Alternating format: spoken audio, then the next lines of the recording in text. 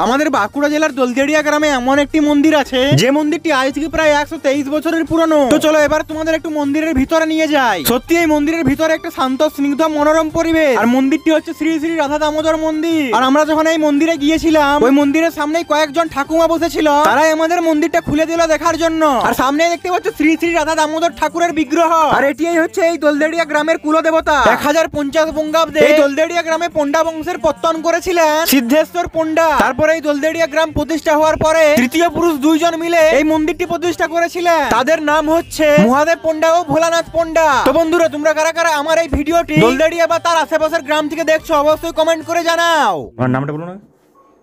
বীরেন্দ্রনাথ পণ্ডা। এবার বলুন মন্দিরের ইতিহাস।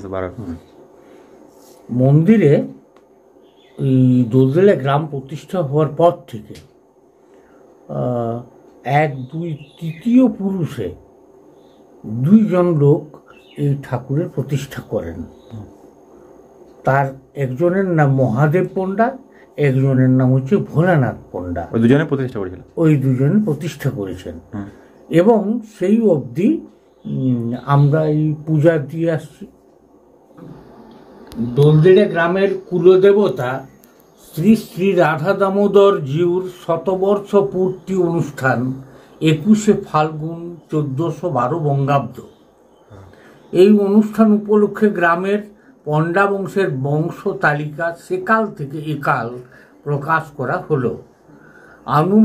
আনুমানিক 1050 বঙ্গাব্দ থেকে 1050 বঙ্গাব্দ থেকে 1412 বঙ্গাব্দ এই সময়কালে 1050 বঙ্গাব্দে আমাদের দলদেড়িয়া গ্রামে পণ্ডা বংশের পত্তন করেন সিদ্ধেশ্বর পণ্ডা।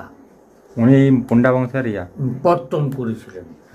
বর্তমানে এই একটি পরিবার থেকে দলদেড়িয়া, গেড়াবাইট, বেজদাবনি, নেতুরপুর এবং কুসুমঠিকরি গ্রামে পণ্ডা বংশের বিস্তৃতি ঘটেছে এবং বহু পরিবার সৃষ্টি হয়েছে।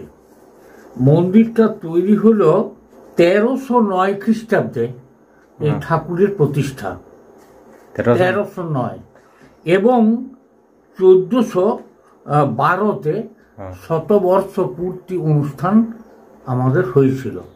100 বছর, ঠিক আছে। ওই সময়ের প্রতিষ্ঠাতা আমি আগেই বলেছি মহাদেব পণ্ডা এবং ভোলানাথ পণ্ডা। আচ্ছা, এই সিদ্ধেশ্বর পণ্ডার পিতা ছিলেন আইঠু পণ্ডা। আইঠু, হ্যাঁ, আর রস্যই ঠয়ে রস্যু, কেমন? তার পিতার নাম বৈষ্ণবচরণ। এরপর সিদ্ধেশ্বরের 4 পুত্র, সেই 4 পুত্র থেকে এই গ্রাম 100 বছর পূর্তিতে একটা অনুষ্ঠান হয়েছিল। 100 বছর পূর্তিতে একটা বিরাট বড় অনুষ্ঠান হয়েছিল। না, আজ থেকে কত বছর আগে ওটা প্রতিষ্ঠা হয়েছিল মন্দিরটা? 1309 প্রতিষ্ঠা এবং হচ্ছে শতবর্ষ পূর্তি তো 1409 হওয়ার কথা, কিন্তু 3 বছর পেরিয়ে গেছিল। এই ইতিহাস জানতে আমাদের একটু সময় লেগেছিল। আর কোনো অনুষ্ঠান বড় করে কখন হয়? অনুষ্ঠান বড় বলতে যতগুলি বিশেষ পরব আছে, যথা রাস, তারপর হচ্ছে জন্মাষ্টমী, রাধা অষ্টমী, হ্যাঁ, এই সমস্তগুলিতে খুব বড় করে হয় পুজো।